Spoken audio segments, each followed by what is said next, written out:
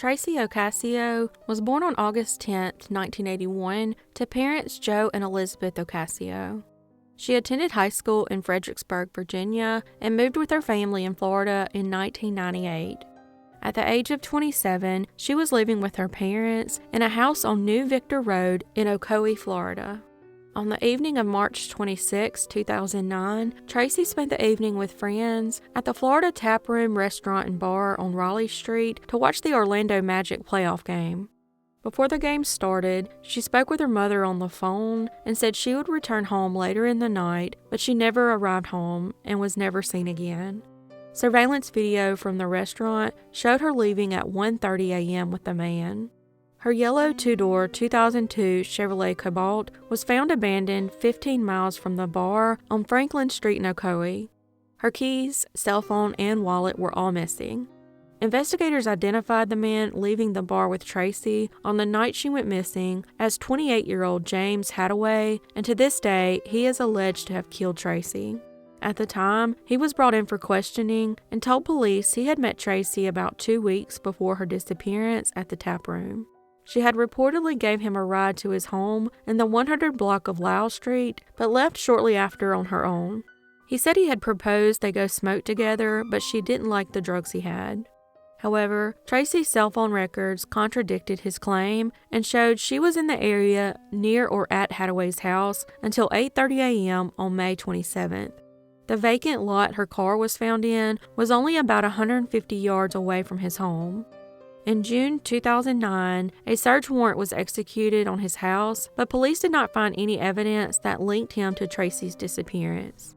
Another woman came forward after this story made the headlines, claiming Hadaway attempted to strangle her after he got a ride with her from a party in 2008.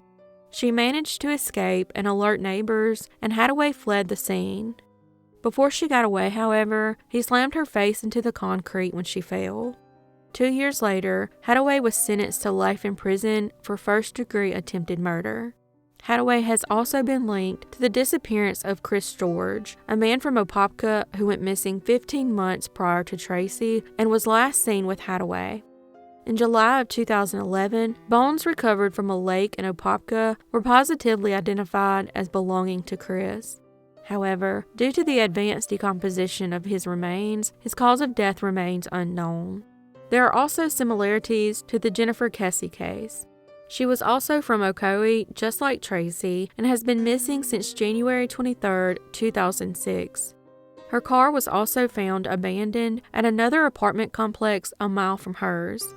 The person of interest who parked Jennifer's car was captured by a surveillance camera that snapped a photo once every 3 seconds. But all 3 captures of the suspect in frame had the suspect's face obscured by the fencing. Hadaway remains the key suspect in Jennifer, Tracy's, and Chris's alleged murders.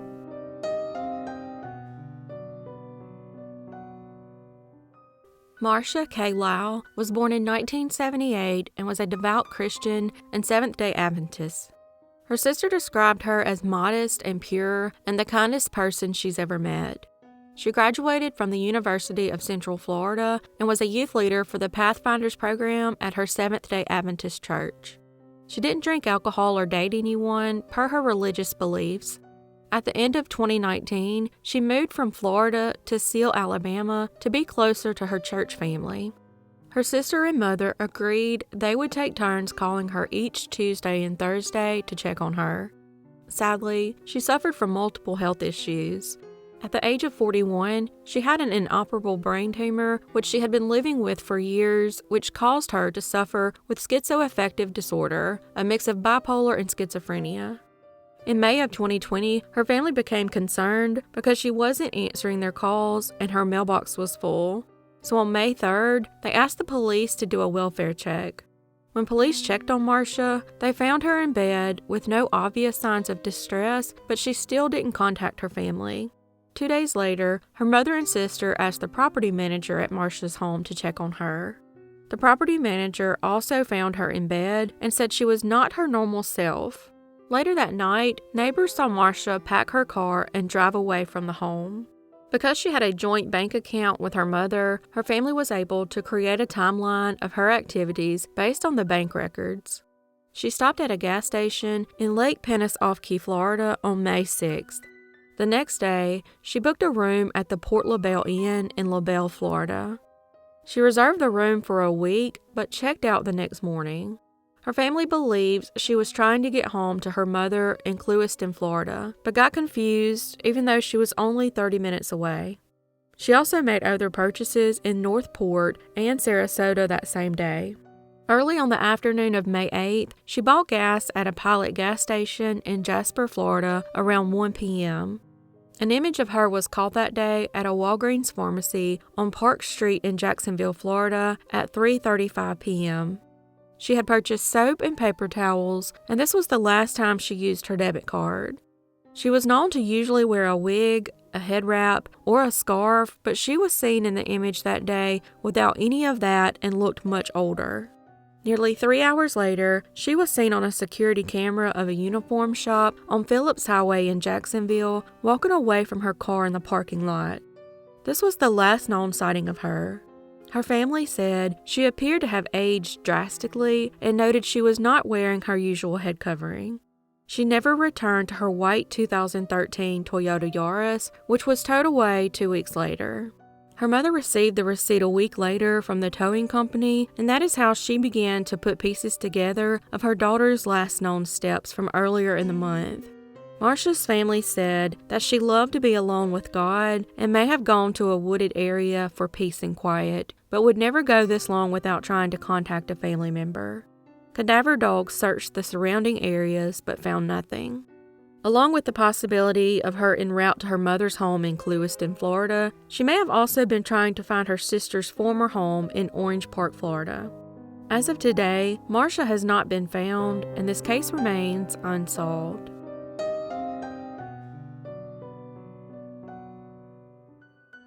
Juan Pedro Martinez Gomez, the only child of Andres and Carmen Gomez, lived with his family south of Spain in Fuente Alamo, Marsha. Andres was a truck driver, and his family would often travel with him on his shorter trips. But on June 24, 1986, the family set out with Andres, who was delivering 5,200 gallons of the highly combustible and corrosive compound, pure sulfuric acid. However, they were all excited about the trip and had made plans to visit the Basque Country and see the amazing scenery at the Somosierra mountain pass north of Madrid after the load of acid was delivered. They stopped to fill up the Volvo F12 truck near the town of Cieza Murcia a little after midnight on June 25th. After taking a nap at a rest area, they returned to the 301 National Highway heading toward Madrid. At 5:30 a.m., they made their last stop at the Aragon Inn before continuing on. Witnesses on the road reported seeing the truck driving at speeds of over 86 miles per hour. It would then suddenly stop before speeding off again at high speeds. Eyewitnesses said it appeared as though the Volvo's brakes were not functioning properly. The truck knocked the mirror off of one car as it passed, then pushed another car from behind until it was forced off the road.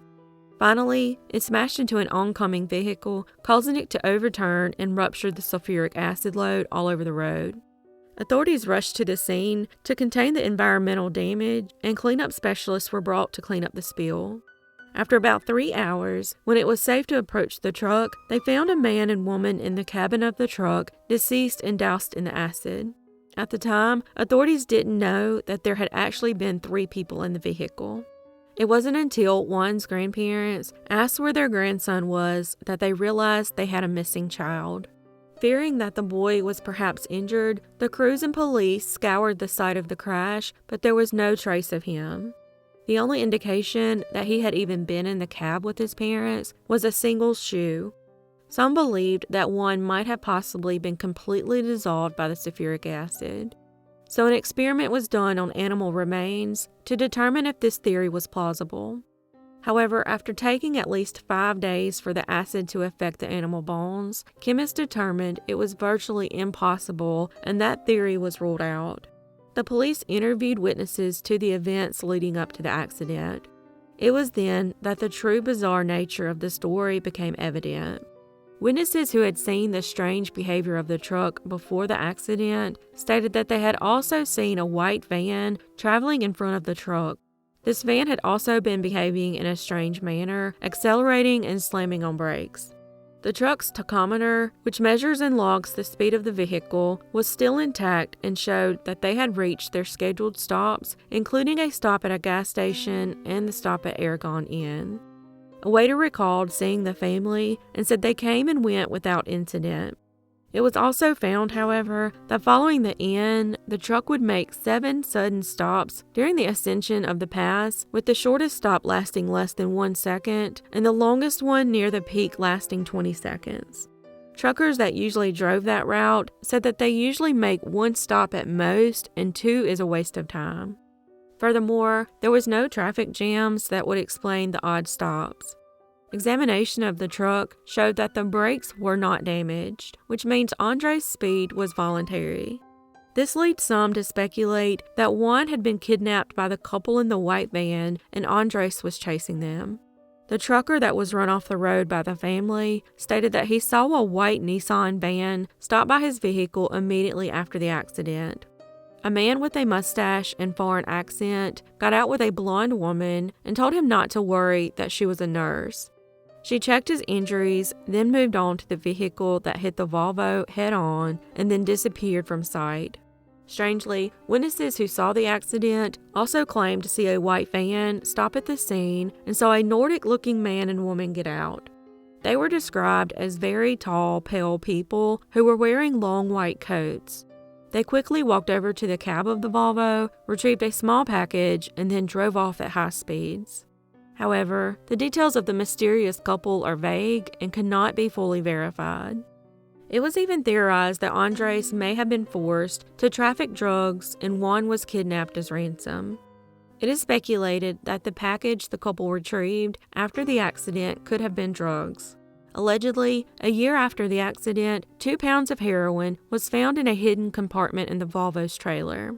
There have been other theories as well about what happened to Juan. Reports of the white van, its behavior, and reports of the people taking something from the truck following the wreck have led to people speculating that the boy had been abducted either by a religious cult or a pedophile ring.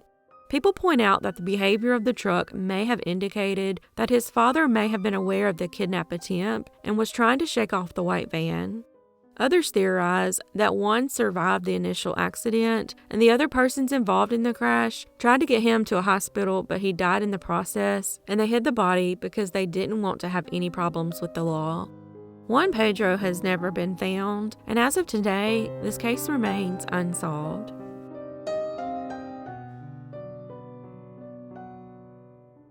Morgan Chauntel Nick was born in 1988 and lived in Ozark, Arkansas.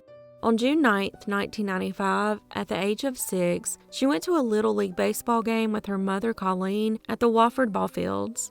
As the game was coming to an end, Morgan and her 2 friends walked away to try and catch fireflies. Not long after, at 10:45 p.m., the 3 kids were emptying sand from their shoes and then headed back towards the bleachers. They assumed Morgan was right behind them, but she never showed up. At this point, panic set in when Morgan didn't return with the children and her mother couldn't find her. The children reported seeing a creepy man by a red truck talking to Morgan as she was putting her shoes back on. Sadly, she was never seen again. Other witnesses told authorities that they saw a white man watching Morgan play on the field earlier in the night.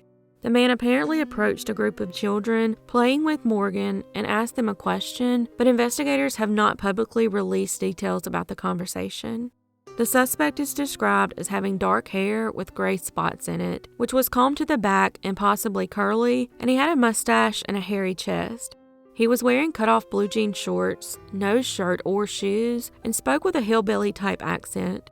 He was seen driving a faded red Chevrolet pickup truck, possibly a Silverado or an S10, with a white camper, which had windows covered with curtains. The vehicle left the field's parking lot at approximately the same time Morgan disappeared. Authorities subsequently learned the truck was caught on a home video by a person who was recording the ball games that night. Earlier that same day in Alma, a man with the same description enticed a 4-year-old girl into his red truck at a laundromat. Thankfully, the abduction was interrupted and the girl saved when her mother saw them and screamed. The next day in Fort Smith, 15 miles from Alma, the same man tried to get a 9-year-old girl to go into the men's bathroom at a convenience store, but she refused. He resembled the suspect in Morgan's disappearance, along with his truck, and authorities believe the incidents are linked. A few weeks later, Albert Harvey in Stuttgart, Arkansas, was working in his yard when he caught a man trying to break into his pickup truck. He told police he chased him away and said the man was pulling a young girl with him that he recognized as Morgan.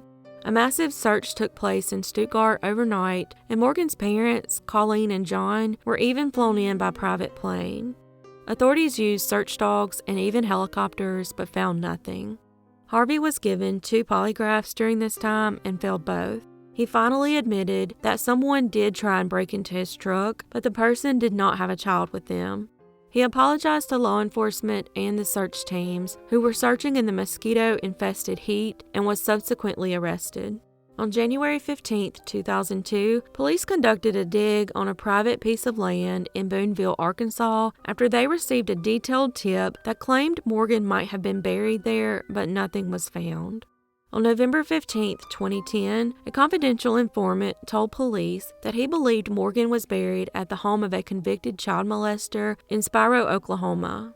At the time, the person was incarcerated, so the mobile home was vacant. They received a warrant to search the home, but didn't find any evidence of Morgan. In 2017, they went back to this home with another warrant to search the outdoor areas and perform a dig in the surrounding area. After another slow and meticulous search of the property, nothing was found. In August 2012, Tanya Smith and James Monert, 2 previously convicted felons, were arrested for computer fraud after using Morgan's social security number and attempting to assume the identity of Morgan. However, it is not believed that they are connected to her disappearance. In April 2021, the documentary Still Missing aired in Arkansas about Morgan. As a result, over 300 leads came in, some of which were very credible and had never been reported before. During the airing of the documentary, the picture of the red truck that was taken at the baseball field the day of the abduction was released and was believed to have been the one used to abduct Morgan. In November 2021, possibly due to leads that had come in due to the release of Still Missing, it was announced that convicted felon and Arkansas native Billy Jack Links was named a person of interest in this case. Several months after Morgan was abducted, he had attempted to abduct another child at a Sonic restaurant in Van Buren, approximately 8 miles from where Morgan was last seen.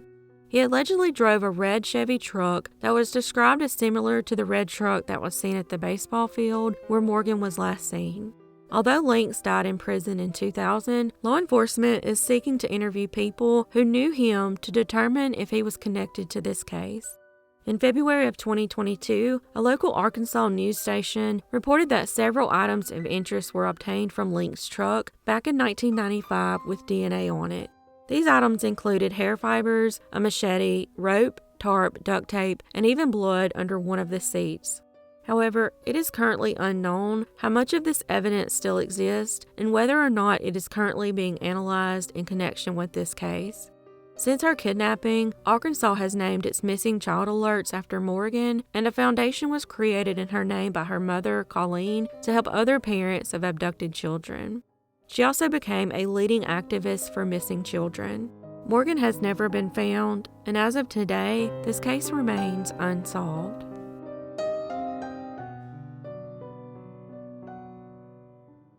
Mary Shotwell Little was born in 1940 and would graduate from Myers Park High School in North Carolina. She would then attend the Women's College of the University of North Carolina. In 1965, Mary married a man named Roy Little, and he worked in the banking business as a bank examiner. The couple lived in an apartment on Line Circle in Decatur, and Mary began working as a secretary at Citizens and Southern Bank in Atlanta, Georgia. In mid-October of '65, Roy was out of town training to become an auditor. A day before he was scheduled to return, Mary was busy planning a get-together with their friends to welcome his return.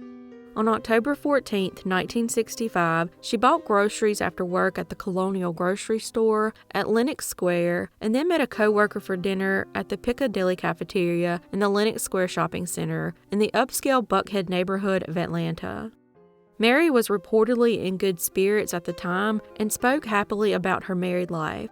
She walked back to her car after dinner at approximately 8 p.m. and strangely disappeared. She didn't show up for work the next morning and did not call in, which was strange because Mary was always dependable and reliable. Her boss called Mary's apartment complex and spoke to her landlord, who said that the Littles' morning paper was still on the sidewalk. The landlord entered the Littles' apartment, but no one was home. Her boss then spoke to Mary's coworker she'd dined with the previous evening, who told him that they had dinner together the evening before at the Lenox Shopping Center. Curious if her car was still there, he contacted the Lenox security to have them check for Mary's new metallic pearl gray 1965 Mercury Comet. However, security guards sent to search for the car failed to locate it that morning. Worried, her boss arrived at Lenox several hours later around noon and found the car in the spot the coworker had provided. A couple employees later stated that the car was not there when they arrived that morning. There was a coating of red dust on the car's exterior, as if it had been driven on a dirt road. 4 bags of groceries were found inside the vehicle, along with Coke bottles and a pack of Kent cigarettes, which were Mary's preferred brand. Mary's undergarments had been neatly folded and placed between the front seats, and some were even on the floor. The stocking on the floor had been cut, and the undergarments had a few speckles of blood on them. Mary's outer clothes, purse, coat, jewelry, and her car keys were missing and have never been found. Small amounts of blood were also smeared on the steering wheel, the driver's side door, and window of the passenger side, and on the front seats. The blood was later determined to be the same blood type as Mary's. Some police officers speculated that the scene had been staged due to the smearing of the small amount of blood. There was also an unidentified fingerprint in the blood on the steering wheel. Lenox security at the time did nightly rounds, making notes of cars that were left in the lot overnight and issuing citations. While Mary's car evidently left the yellow lot at some point after 8 p.m., as her car was not on their list and not cited, and was returned before Mary's boss located it around noon. Authorities never requested Lenox security records to see what cars were actually left in the lot that night, as maybe to investigate those owners. If they had, they might have been able to discover what happened to Mary and who had driven her car away. Investigators learned that Mary's gasoline credit card had been used twice in North Carolina on October 15th, the day following her disappearance. The first time was at an SO station in Mary's hometown of Charlotte, just a few hours after she had departed dinner with her coworker. The second time was 12 hours later at an SO station in Raleigh. The signatures for them both appeared to be in Mary's handwriting. Being that Charlotte and Raleigh were only 2 to 3 hours apart by car, the 12-hour difference between fueling seemed odd. Also odd was the fact that Charlotte was Mary's hometown. Employees of both places reported seeing a disheveled woman matching Mary's description who seemed to have a minor head injury and was in the company of 2 men who seemed to be commanding her. The woman appeared to be trying to hide her face from the attendants, and she did not ask anyone for help. Authorities speculate that perhaps whoever had Mary was trying to lead the investigation away from Atlanta. Her husband liked to keep a meticulous mileage log, and Mary's car had been driven only 41 miles that could not be accounted for. Strangely, the kidnapper had also swapped out her license plate on her car for one that had been stolen in mid-October. Authorities believed that whoever drove Mary's car to the lot may have kept it hidden on the night of her disappearance, only to return it to its initial parking spot later. Her husband was notified of her disappearance and he headed home. A $20,000 ransom demand was made for Mary after news about the credit card slips came out. An anonymous caller told Roy to go to an overpass in the Pisgah National Forest in western North Carolina and find further instructions posted on a sign. An FBI agent went to the location in Roy's place and found a blank piece of paper stuck to the sign. The caller did not contact the Little family again and has never been identified. The ransom demand is suspected to be a hoax. There was some speculation that Mary's disappearance might have been connected to a sex scandal at her place of employment around the time she vanished. The bank had hired a former FBI agent to investigate claims of lesbian sexual harassment and possible prostitution on the property. Mary apparently knew about the scandal, but it is no longer believed to have anything to do with her disappearance. Co-workers remembered that Mary had seemed shaken by calls she received at work prior to her going missing. She never discussed the conversations with anyone, but had been overheard telling the caller that she was married now and could no longer visit with them, but they could come visit her. Mary had also received roses from an unknown secret admirer shortly before she vanished. Police traced the flowers to a florist near Mary's home. The invoice for the flowers, however, turned up missing, and none of the delivery men remembered delivering the roses. The sales clerk could only remember that the purchaser was a white male. According to some of her friends, she was fearful of being home alone or driving her car alone in the weeks prior, but never explained why. A few days before she disappeared, Mary insinuated to her coworkers that she had something important to tell them, but never revealed what it was. Meanwhile, detectives received a call from an unidentified man who said he knew who killed Mary and where her body was. He reported her body was in a vacant lot between Jamestown Shopping Center and the Little Diner out from College Park. He claimed a 40-year-old man who frequented the smokehouse on Ivy Street was responsible for her murder. Police investigators were dispatched to the vacant lot but found nothing. The police file concerning Mary's case vanished sometime in the years after her disappearance. Some police officers who investigated her case do not believe foul play was involved, but instead think Mary staged her own disappearance for unknown reasons. However, other investigators believe Mary was abducted. A woman reported being approached by a man as she was getting in her car in the Lenox Square Shopping Center parking lot the night Mary went missing. She locked her door and refused to open it, despite the man insisting that her tire was flat. She drove away in a fright, stopping at a service station down the road, where she saw that all 4 of her tires were in good condition. The young woman estimated she was approached by the man shortly before 8 p.m., when Mary would have been telling her coworker goodnight and heading for her car in the yellow lot. Another woman who had been shopping at Lenox the night Mary disappeared told her husband she had seen a silver Comet leave the mall about 8 with a woman fitting Mary's description at the wheel. She reported that Mary appeared to be alone in the car, and she had noticed the car because she too drove a Comet. Many other tips and leads came in, but all led to a dead end. Mary's position at the bank was eventually replaced by 22-year-old Diane Shields. Shockingly, she too received 5 roses from an anonymous sender before going missing 18 months later, just like Mary. Interestingly, she had also lived with the same roommate, Sandra Green, that Mary had lived with before she married. Both Mary and Diane had moved out of the apartment they shared with Sandra before going missing, Mary with her husband and Diane with her sister. Diane was last seen leaving work, no longer at the bank, but instead now with Georgia Associated Industries. At 2:30 a.m. the next day, the car was found near a laundromat on Sylvan Road in Atlanta with her body inside the trunk of her blue and white 1963 Chevrolet convertible. She was fully clothed and had not been sexually assaulted, and she was still wearing her diamond engagement ring. Her cause of death was from suffocation. Many speculate that their cases could be connected and may possibly involve their former roommate, Sandra Green. Was Sandra the caller heard talking to Mary on the phone before she went missing? Was Sandra infatuated with both Mary and Diane and became angry when Mary got married, and Diane was scheduled to soon be married to her fiancé? The mystery of Mary and the murder of Diane Shields would become known as 2 of Atlanta's most notorious unsolved cases, which as of today both remain unsolved.